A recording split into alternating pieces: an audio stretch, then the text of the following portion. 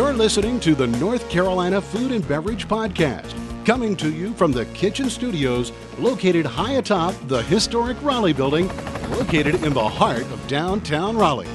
The NC F&amp podcast takes you behind the scenes of North Carolina's food and beverage industry. Follow us on Twitter and Instagram at NCFBPod. And now, the sommeliers to the stars, the barbacks in your backyard. It is Max and Mac. Hello, and thank you for listening to the North Carolina Food and Beverage Podcast. I am your co-host, Max Trujillo. And I am your co-host, Matthew Weiss, and we are stepping actually out of North Carolina today and into the kitchen of one up-and-coming bright young author, Ms. Anna Francese Gass, who is the author of the upcoming book, Heirloom Kitchen, which is heritage recipes and family stories from the tables of immigrant women. Welcome, Anna. Thank you. Thank you for having me. And we are using technology today, but Yeah. I think it's going to be crystal clear. You're hearing us well, Anna? I am. Yeah, she's coming to us from the comfy digs of Connecticut over there, where she lives with her 3 kids and her husband, Phil, my old college roommate. So we're buddies. And this is going to lead me into something. I have a bone to pick with you. Already? I'm not yet. Wow, we just started. I'm not going to bring up the wedding invitation again. Okay, so I'm not going to do that. But it's another one. So Anna, we were like essentially roommates for almost a year in college at NYU. Mm-hmm.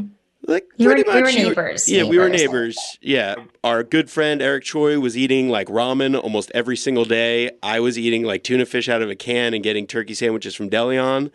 Mm-hmm. What the heck? Like, you never cooked for us or showed this culinary expertise at all. What's going on? Did you ever go in that fraternity kitchen? Yes. It was pretty nasty, but I mean, Yeah. you got to. Somebody was living in there, sleeping under the bar. That's true.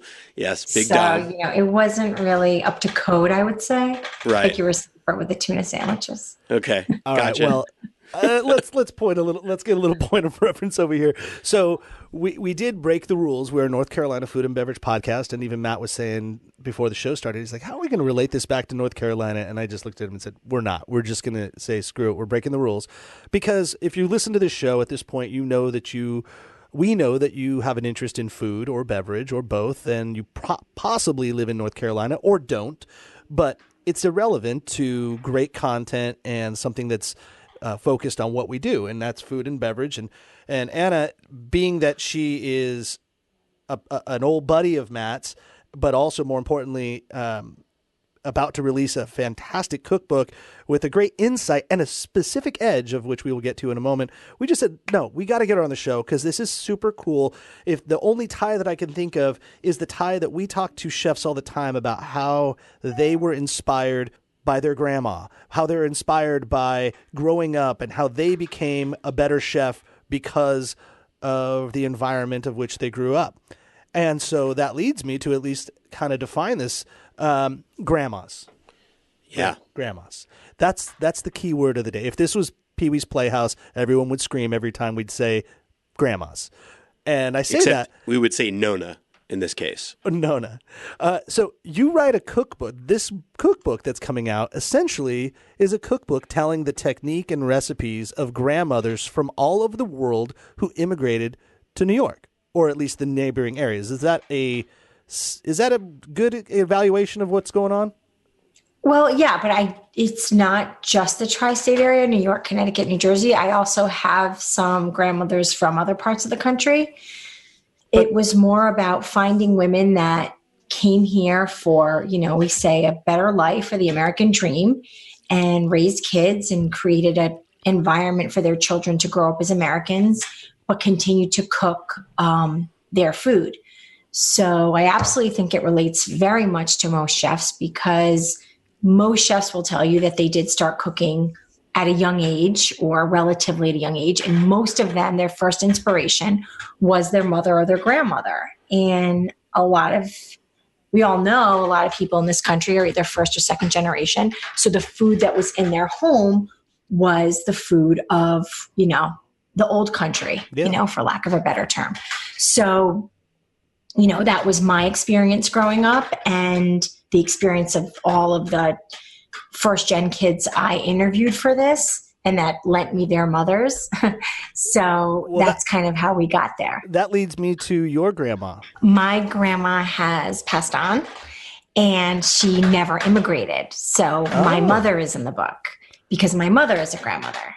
All right. So the first grandmother in this book is actually my mom.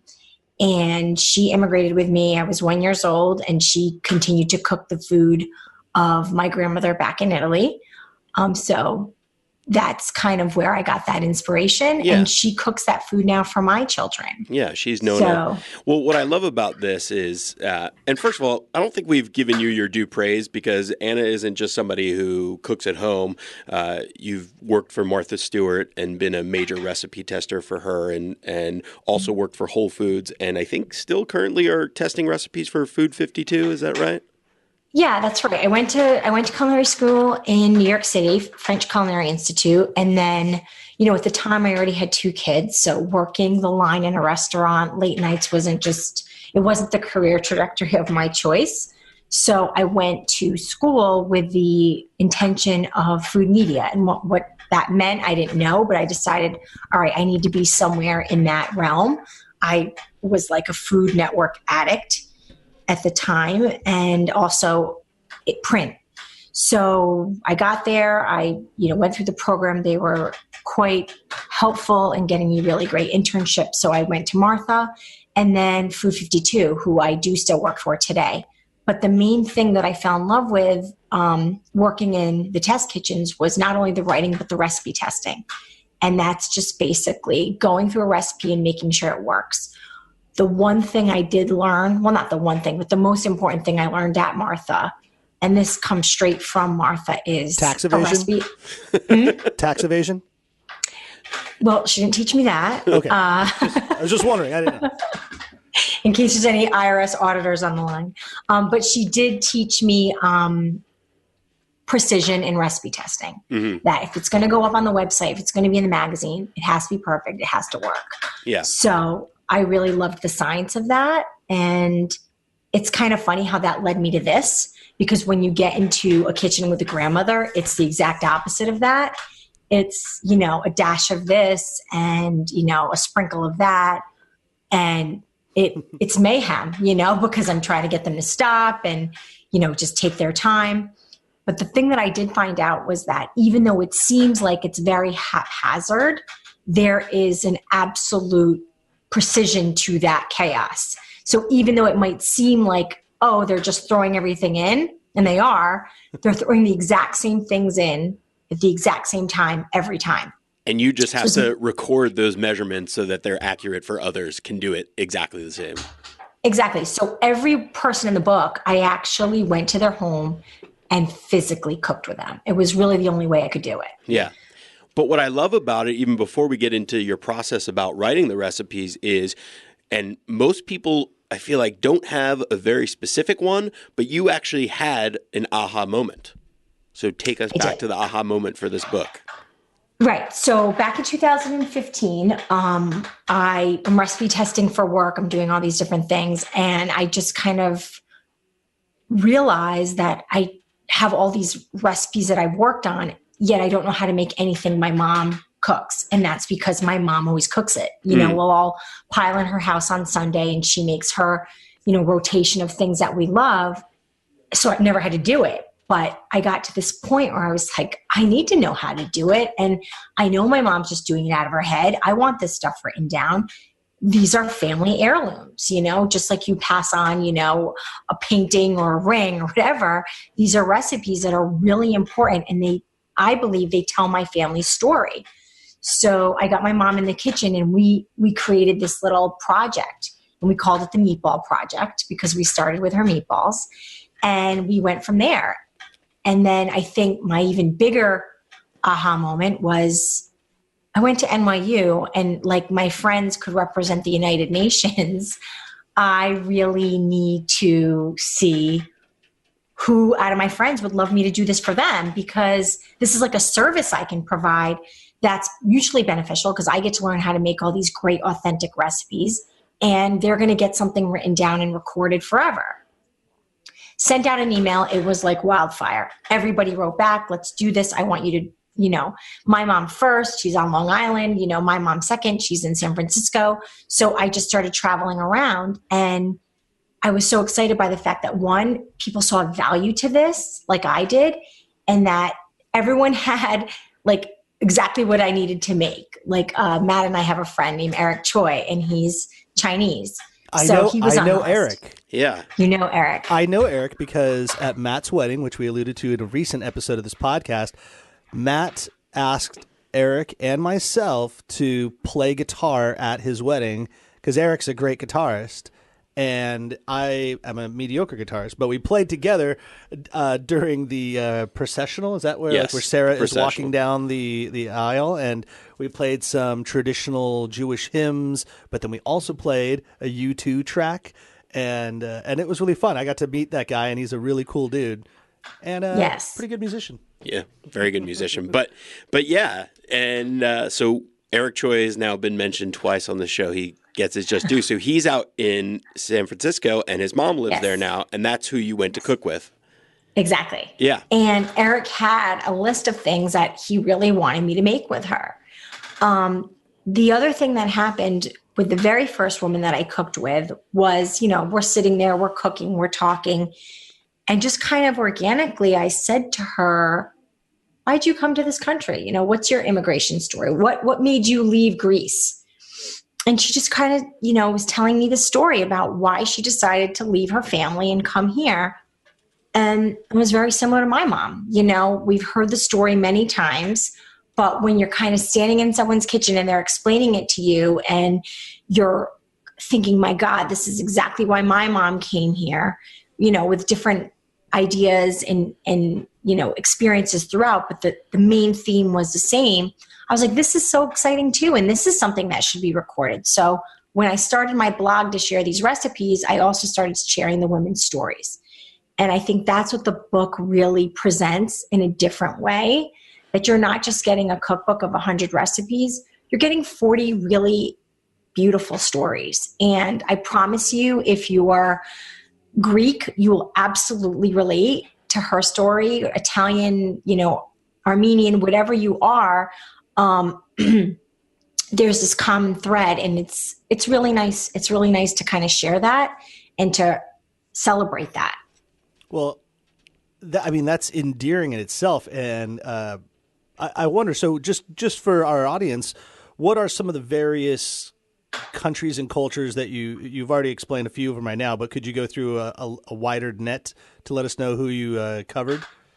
Yeah. So once I got a book deal, I was like, okay, where are the holes to fill in? But what I realized was just kind of, I think the universe helping me as I was getting referred from kitchen to kitchen.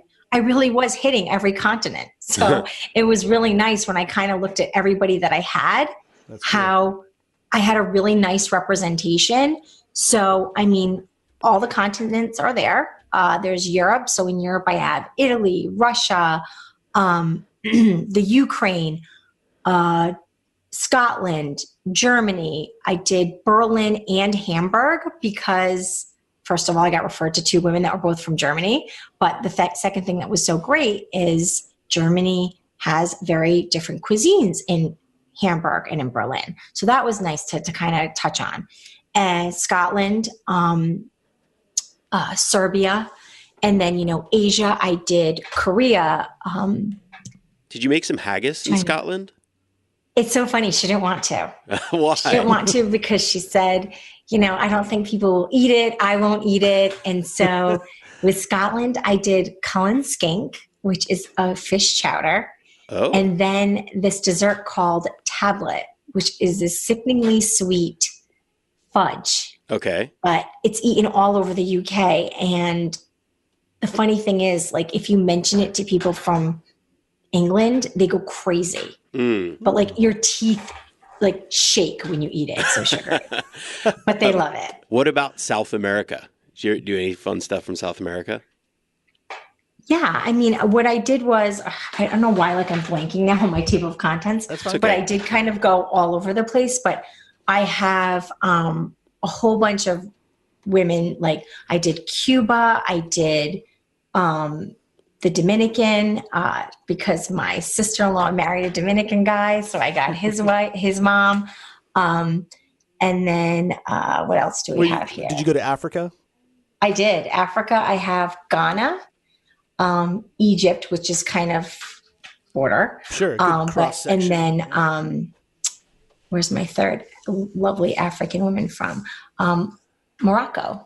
Oh, so wow. we did it. Yeah. We did a tagine, and we did almond cookies that they eat with their tea, and it's just really nice. And one thing that I did kind of like on a strategic level was when I went into the kitchens, it was like, all right, the first thing was it has to be something that your kids absolutely love.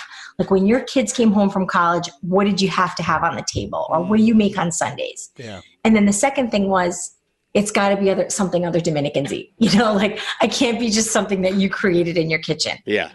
And what was funny was everybody wanted to cook their national dish for me. It's like, it doesn't have to be the national dish.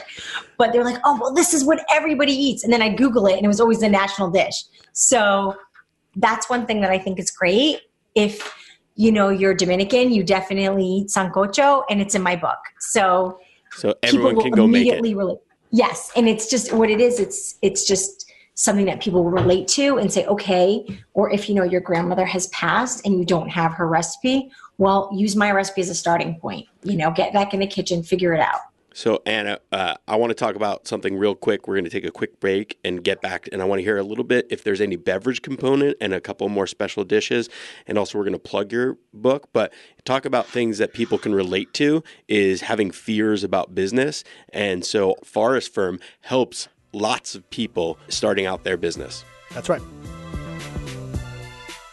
We're going to take a little break from the show for a new segment with the Forest Firm. The Forest Firm are business attorneys across North Carolina, and Jen Hoverstadt is an attorney within their system. Jen is a good friend of ours. Jen, are you there on the phone? I am. I'm here. I love talking to you guys. Everybody has legal questions, especially in the food and beverage industry. So that's why we've provided Jen and the Forest Firm to help us out. And if you follow us on Instagram at NCFB Pod, we'll put out a post weekly from Forest Firm and ask a question. It might be the question that we ask Jen on the show.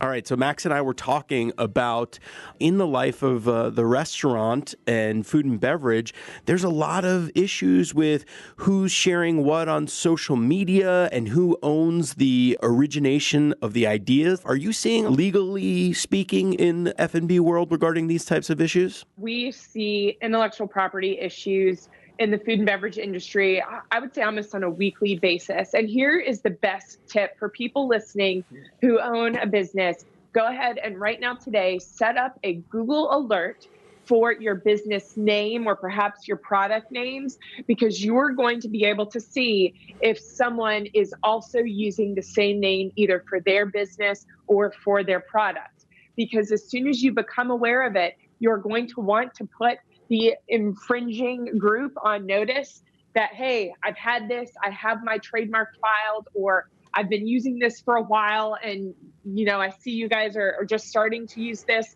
We got to talk about this now, because a lot of IP issues might be able to be resolved at the beginning before a business really gets up and running, because chances are it was just a harmless mistake, but you want to make sure you catch it right away to give both businesses the opportunity to come to a conclusion and kind of a mutual agreement on how this is going to operate. Now, of course, if that doesn't work out, our IP team at Forest Firm is happy to step in and be a bit more formal and send someone a cease and desist on using what's your property. But we got to make sure it's filed, and then we got to make sure that you're using it on a regular basis. And our IP attorneys can take care of all of that for you. If you're a chef, you created recipes for a restaurant.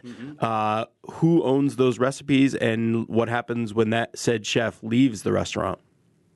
That is a good question. And this is something that both the chef and the business owner need to talk about at the beginning. And this could even apply to groups like marketing agencies where someone is bringing in a talent that they already have.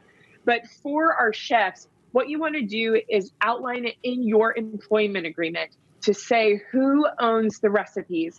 Typically, the restaurant is going to own anything that is created while the chef was at the restaurant. That's going to be pretty standard language, but you always want to know what that is. And if for some reason you decide to create something that is outside of the restaurant, you want to make sure that you let the business owner know that you are doing something separate, so that way the business owner can't come back and say it was their property. So there's a lot to define and clarify there when it comes to recipes. But you do want to make sure too that you know who owns it, so you don't get in trouble for it later on, because we have seen chefs take things other places and then a business owner comes back and says, hey, nope, you can't do that. That was mine. Yeah, you thunk tank that under my restaurant. Exactly. Well, Jen, thank you very much. And if you have any more questions, contact Forest Firm. And here are the details.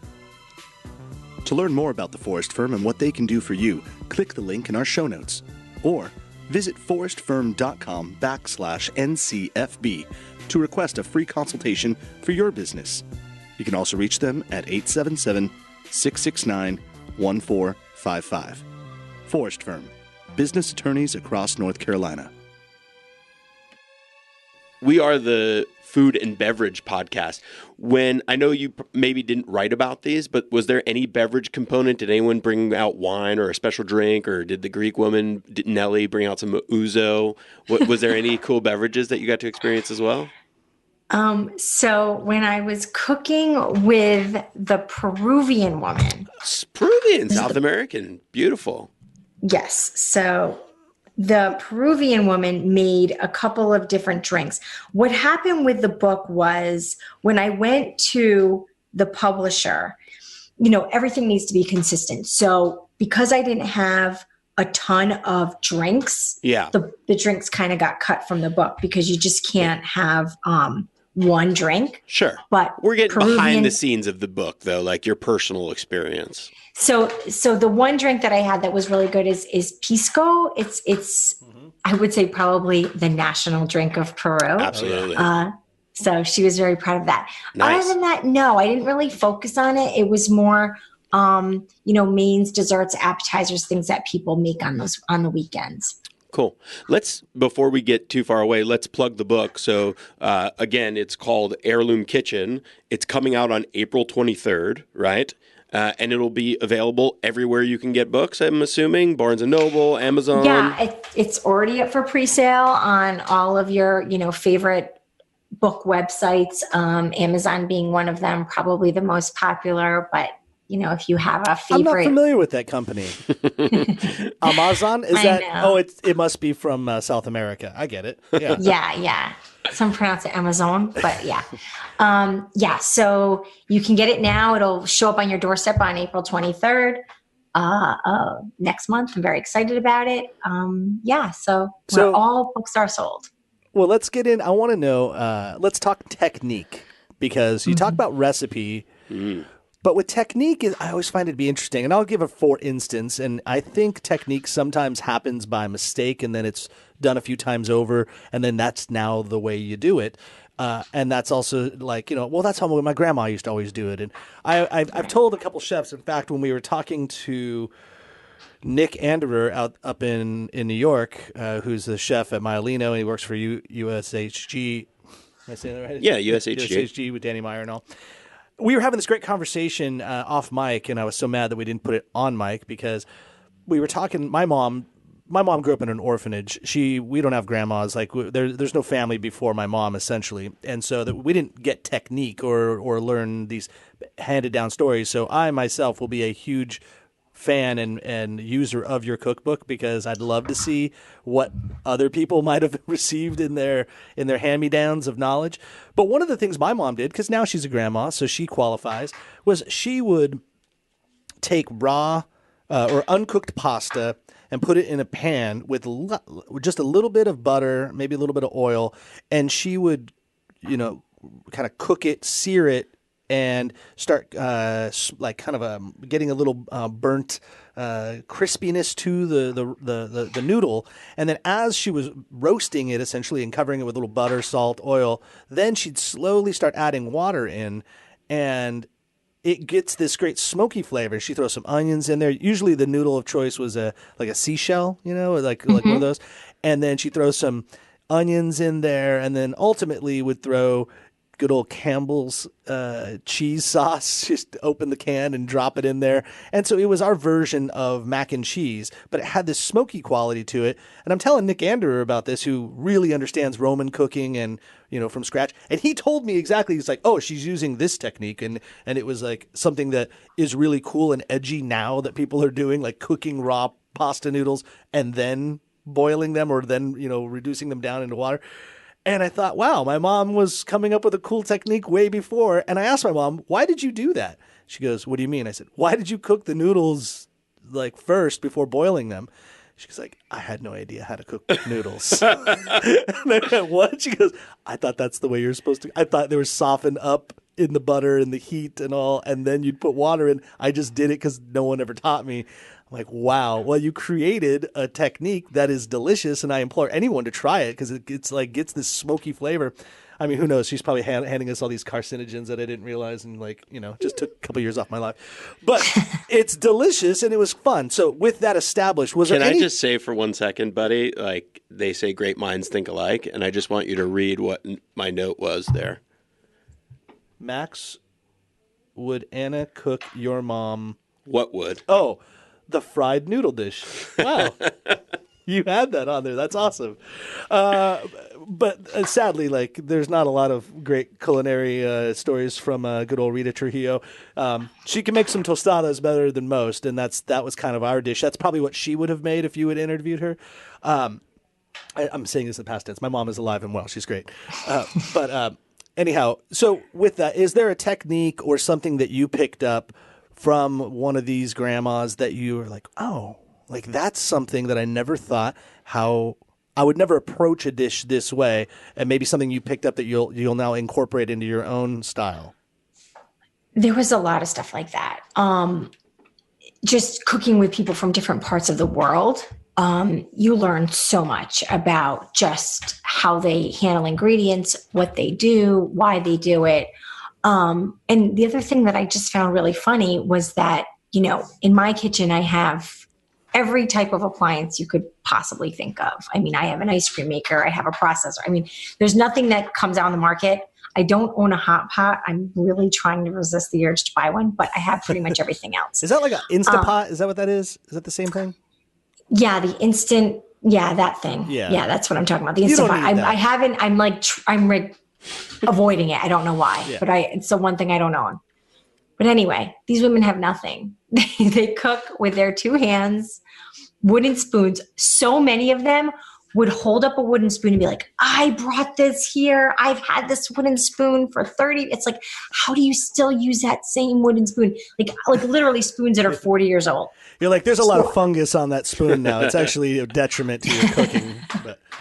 Or maybe it helps. Maybe there's some they're good seasoned. bacteria. Let's call them seasoned. The spoons are seasoned. The pans are seasoned. It's like that scene in Meet the Fockers when he makes his paella. The Dustin Hoffman character, Bernard Focker, and he goes, "The secret to this pan? I never washed it." I like how you said exactly. Wash, that's how he says it. Yeah. The flavors bake in. Yeah. And that's called seasoned. So I loved just how simple things were. When I was cooking with the Greek woman, she's like, when you're making the spanakopita, you need to really make sure you get all the water out of the spinach. So I'm like, I was like, do you use cheesecloth? And cheesecloth is not like some high tech. That's highfalutin right there. It's literally thin paper towel. Like if you would, like the easiest way, right? And she's like, what's that? I use my hands. I'm like, so she just wringed it out, wrings it out with her hands. And I'm sitting there like, oh, do you use cheesecloth? Like it's like I was saying to a cave person, do you use fire? Yeah. What? That's interesting though. I like that. I mean, I love the quaintness because people have been cooking for so long before Instapots existed or induction burners or whatever it was. Yet the food was still delicious. So there is a way that you can do this without high tech. I didn't cook sous vide with anyone. That would actually be really interesting if you did find a grandma and she's like, oh yeah, here's my, molecular 50-year-old sous vide machine Super brought high-tech. over from the Ukraine. But that The only does. thing I brought in my briefcase. It was the my sous vide. suitcase. I came here with a sous vide machine and nothing, and 2 cents and 2 dimes in my pocket. So because your expertise comes into making these recipes available for kind of anybody from the novice to the home cook to the accomplished cook, do you do very extensive recipe testing with these recipes as well? The ones I did. I mean, so I would come home with just literally a notebook of like scratches that like, this is what she did. Oh, wait a minute. No, I forgot this. And I'd have to like go back. My notebooks were a disaster. So I'd come home and right away, like just transcribe everything that I learned. I took a lot of pictures and video when I was with them just to remind myself of just the process. And then there were a lot of phone calls, like back and forth. Like, did you do this? I don't remember this part. And it's funny because I say all the time, I feel like I really gained like 39 new grandmothers because, I legitimately became friends with every one of these women. Like I'll call them up and they're all just so proud of the project. They're proud. A lot of these women, when I cooked with them, this was like me on my blog. Like, hi, will you cook with me? Me and my 7 friends are going to, make this recipe someday. Right. And so the fact that we went from that, I mean, we had every single one of them professionally photographed for the book. So they all got to get dolled up and go to the studio and get photographed. And they've all read their stories and seen their recipes in recipe format. So they're all really excited. And it's just really nice to have this kind of band of women behind me that are cheering me on, cheering the book on. And everyone's very excited. Well, so we're recording this on a Monday, right? 3 days after International Women's Day, which was just on Friday. And I can't think of a better example of celebrating international women in general, but also to the point of taking generations of women from yesteryear, not even just last generation, but we're going back too, if we're talking about grandmas sometimes. In that, the movie that just came out, The Wife with Glenn Close, she was nominated for an Academy Award. I don't know if you're familiar with the storyline, but she essentially lived her entire life for her husband. And she was, it's that whole adage, behind every great man is a strong woman. Well, that's a really nice way of saying that the woman was always behind the man and didn't really get her due. And I think culturally that was, and many times even in other countries currently today, that's still the business model of the family is the husband goes out and he kind of shines and does all this while the woman does so much for the family in the back role, in the back scenes.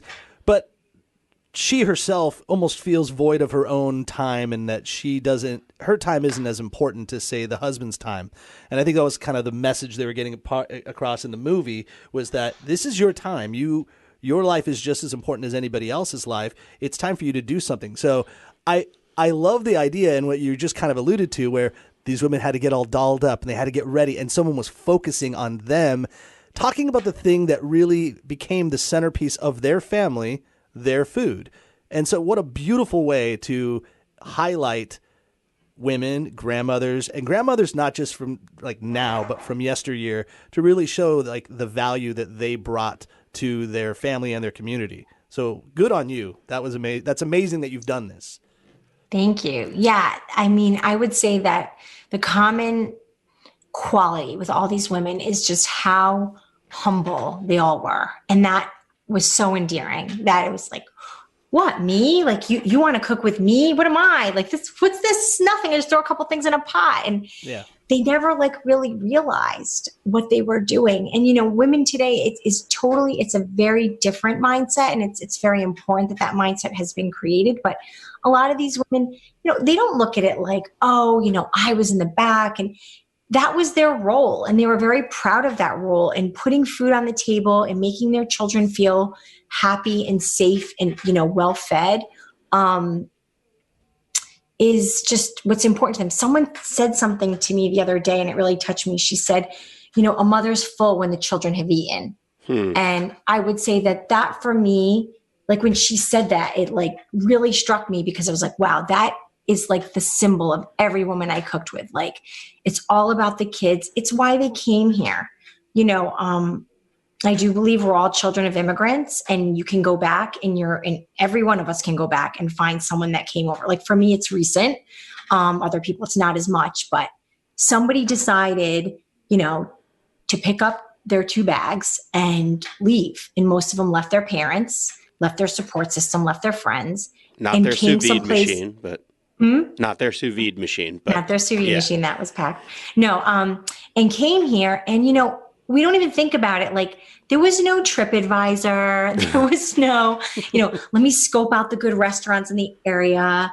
It was, I have no idea where I'm going. I just know it's going to be better for my family if I do. Yeah. And the bravery that I think none of us today have. When do you go someplace and you don't do extensive research, get on Facebook, ask all your friends, you know, where you should go, who you should stay with, you know, get mad if, you know, the hotel doesn't change the towels every day. I mean, we live so differently now. Yeah. We're shitty is what you're saying. We're shitty people is what you're saying. No, it's not. We have so much more access to information that we're rarely uncalculated. Yeah. I mean, why would we not? We have the information, you know, or like even people today, like your companies decide you need to go work in Japan for 2 years. There's your reload package and all this stuff. It's just our reality, and that's great and that's fine.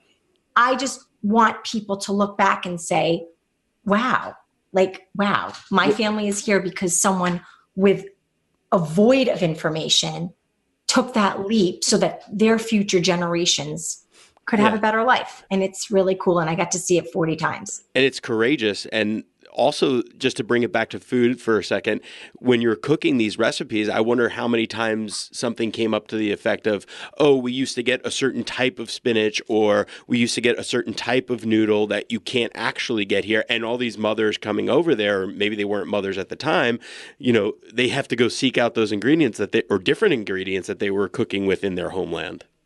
So I have a really funny story from the woman from the Ukraine. Okay. Yeah. So she's a doctor. She was Jewish. She wanted to get out of the Ukraine for, you know, many different reasons. And her husband every day was trying to get them out of the Ukraine and going downtown and asking and trying to get on these lists. Very stressful. So she's in the kitchen packing the herbs for winter because it gets cold and you have to pack all your herbs in salt so that you can make borscht, which is a very traditional, you know, Ukrainian Russian soup that you eat all winter long. Yeah. So she's packing the herbs, you know, meticulously. And he comes in the kitchen and he's like, Celia, we can go. They called us and we can pack. We start packing, we get the boys, we can go. And she goes, what am I going to do with these herbs? She doesn't know what's going to be in New York or so. Yeah. How she's going to make her borscht in New York. Well, first of all, the husband told me this story, like kvetching to me in the kitchen when she was cooking, and she was like kicking him out, and it was hilarious, the whole thing. But when I went home and thought about this story and like how the family like tells the story about how like the parents always bicker and like nothing's ever good enough for the mom. And it's like this funny family joke. The reality was, what am I going to do? I need to be able to make borscht this winter. Yeah. And if I don't have these herbs and I'm in Queens, which is where they ended up, what am I going to do? Yeah. And she said, the first thing she did, and this woman was an accomplished doctor. The first thing when she got here was left their apartment and started going out to see what the stores had that she could use for her soups.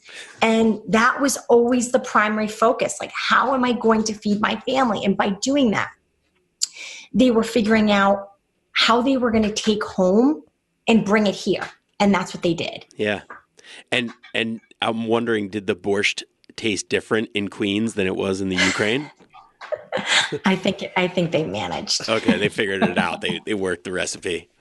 You know, Matt and I love the entrepreneurial stories that happen, and you alluded to this just very quickly, but I kind of want to know, you've been doing all these various things as a working for Martha Stewart and doing recipes and all, but you got a book deal.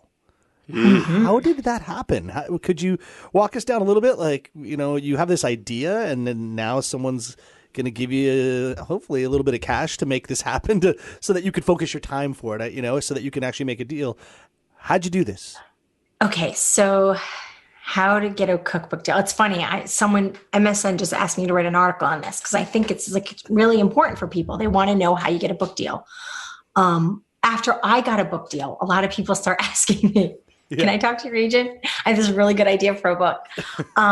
So the first thing I would say is you have to have a really good idea, and not just any old idea. I think people are really looking for something new and novel. And again, another Martha Stewartism. She says, find the gap. Find something that's not already out there. And I think that that's really important. And I think that's what I did. I found something that hasn't been done and that people are interested in. So hopefully the book sells and I prove my theory correct. So that's the first thing. The second thing I would say is that you need to do a lot of the work yourself, and that's building a platform. I kind of shudder when people call me an influencer, but I guess that's what I've become. But you have 91,000 followers on Instagram, so you've at least influenced a few people. I'll say that. I know, but it's kind of it's a strange term, like you don't grow up saying, I want to grow up and be an influencer. Although kids today probably do. I'm pretty sure my daughters will probably say that pretty soon. I know. My daughter said that someone came up to her in the hallway the other day and was like, did you know that your mom has 90,000 followers on Instagram? And my daughter said, yeah, how do you know? Well, I'm one of the 90,000. Yeah. So, it's really important. I mean, so 91,000. Build your brand, build what you're going to do. 100%. You need to build your brand. Yeah. Have a very beautiful website that people want to visit. Create a beautiful platform on Instagram. Create a Facebook page that people really want to visit. You need to become kind of like a celebrity in a way. And I am by no means a celebrity, but create that platform where people want to know what you're doing and why you're doing it. Yeah. Because the publishing world is not going to do that for you. And I'm learning that now more than ever with being now in the PR process. And I love HarperCollins and they're doing so much for me, but it's all based on the stuff that I built up on my own first. Yeah. Instagram is a great platform for selling things like books. Well, when you have a lot of followers, that makes things easier. And also when you have a beautiful website for people to look at. Then I would say you really do need to find an agent. And I know that's difficult. A lot of agents are not taking new customers, clients, whatever you want to call them. I got lucky. I will absolutely call it my big break that I met someone that had a couple of cookbooks under his belt, loved my idea and said, let me introduce you to my agent. I would not have gotten in the door otherwise. So if you put this in Hollywood terms, that was absolutely my big break. I was able to get in the door. They liked the idea. They said, you got more work to do. We're not going to sign anything with you yet. If you do X, Y, and Z, which was continue to build up your platform, make sure you get things published online, get more grandmas. They gave me my to-do list. I did it. I went back to her. I kept following up every month. This is what I'm doing. This is what I'm working on. I'm now the blogger for this site. I'm now the blogger for that site. I have this appearance scheduled. And then a year later, it was like, Anne, I think it's time. And she took me out to lunch and she said, I just want to tell you, I sit down with so many people. And the conversation is always, what can I do for them? And with you, it was, what can you do to get this done? She's like, and you did everything. And so I think good old fashioned hard work can't be underestimated either. Well, that's the thing. I mean, people ask me I want to do a podcast. I'll do a podcast. I'm happy to tell everybody every single step that it takes to do a podcast. And people think, oh, you're giving away your intellectual, property. I'm like, no, these are kind of obvious things. I'm just going to put them all together for you. The big thing is you yourself have to do it. And that's where the rubber meets the road. That's where the separation, the man from the boys, the girls from the women and all. But that's the difference is someone can tell you how to do it, but you ultimately have to do it. But you did it so perfectly. There's three points. Come up with a great idea, build your brand, and get representation. That's basically what you said. And it seems so simple and it's like, oh yeah, no duh. But in between all those three steps, there was a ton of work to get you to the point of what would allow you to even approach the next step, I would say. But I also want to add that you gave your followers, let's say, or people who are into your brand, a tangible takeaway with the recipes and the story. So it's not just a story, and it's not a story about Anna, it's a story about a grandmother. And then, I have this recipe which I can cook for my family, and that's a tangible takeaway. And before we get out of here, I got to talk about something else that you can get a takeaway, and that's trying a wine company where you can get deliveries, or you can go into one of their 4 locations in Southern Pines, Morrisville, or Cary, or Holly Springs, and you can get your takeaways for any of your beer, wine, mixers, non-alcoholic mixers stuff. Plus, you can go and have a great drink at the bar. They get some awesome beers there, really cool releases, and they have a great online website which you can have fun and sometimes even get deliveries for your takeaways. Use promo code NCFB if you're shopping online. You'll get 10% off because of us. Thank you. You're welcome. And, what you were saying about building your brand, because I don't want to gloss over that too much. It's so important about what you do. I was in a band for a long time, and one of the best lessons I learned from Randy Weitzel. He's now in this big metal band in this moment, and he has like 180,000 followers, and he's an excellent guitarist. But when we were first learning songs, I'd come up with a riff or an idea, a word, a chorus, and he'd go, "Yeah, that's good, man. Come up with a complete idea. He goes, and this is the reason why, and I think this is such sage advice." He said, if you give me, say, a chorus or a riff or whatever, and then ask me to help you, now it's my song or it's our song. And you might not like where I'd go with this next step. You might think, oh man, he kind of ruined my idea. Well, only you know what your idea is. So fully conceptualize, actualize. The only time at that point, if you're just stuck, you get another person to help. But it helped me understand I should do this whole thing myself and become do it as well as you can. And that's almost like your Instagram was almost like your book. It was like your demo tape for your book. It was like, let's have pictures, let's have food, let's have recipes. This is basically publishing houses, what I could do for you if you want to hire me. 100%. Yep. It's like, this is my idea. I'm presenting it to the world already, and I have interest. Yeah. So now you just have to pay to get it on paper. Let's put pen to paper. Yeah, that's exactly what you do. And it's funny, I hate to quote it because I'm probably the only person in the world that doesn't like the movie A Star is Born. Haven't seen it. Whoa. But it's okay. I know everything. At one point, there's one huge takeaway. And Bradley Cooper is talking to Lady Gaga, and he says, every single person in this bar is talented. Everyone's born with talent, but not everybody has something to say. Yeah. So I was like, that is so profound. I'm going to take that one sentence from this movie because it's true. And it's like you said, it's all about hard work and follow through. If you have a great idea, if you really believe in yourself, you got to believe in yourself today, tomorrow, the next day. You have to keep working at it. I look back on the past 4 years of my life. It's like I was living and breathing this book, even well before it was a book. And I truly believe when you open up this book, you will see that.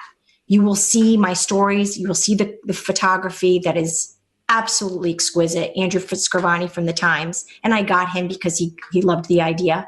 I had all the women give me ephemera. So I have passport photos from when they got here. I have pictures from the old country. I have the mixing bowl that they brought, the measuring cup that they brought, cool. Photographed all over throughout the book. So it's a passion project, and I really hope that comes through for people.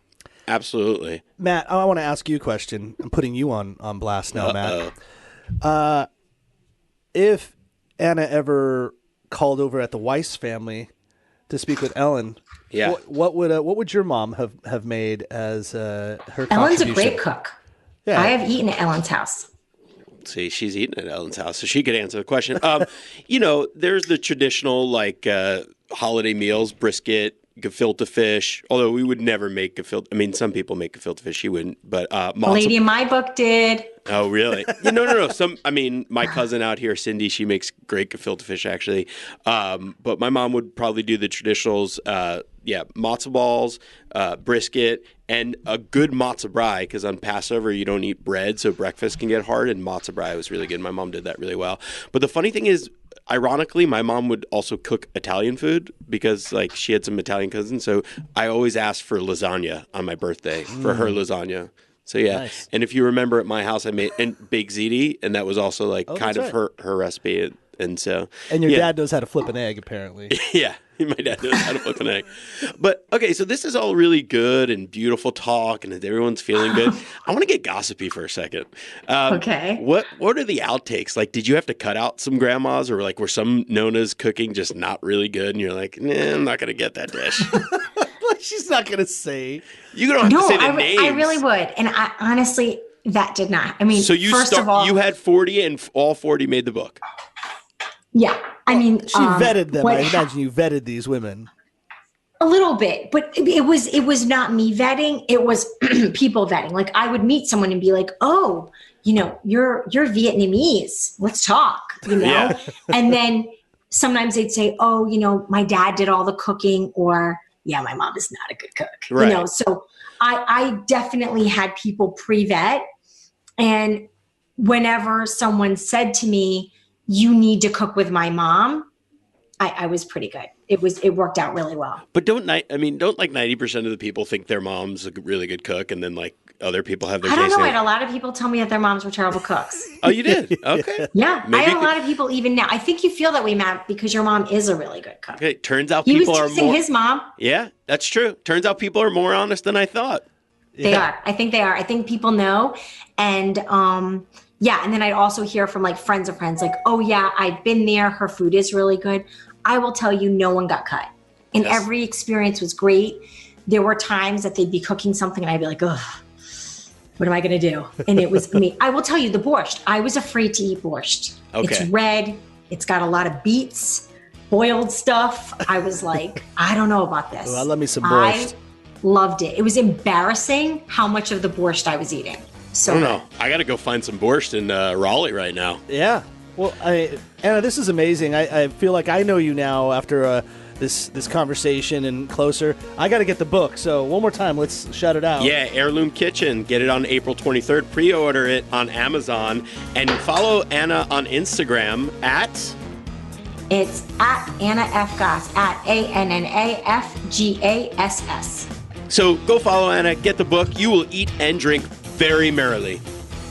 Thanks for listening to the NC F&B podcast. And if you've stuck with us this long, review us on iTunes, and remember, 5 stars are encouraged.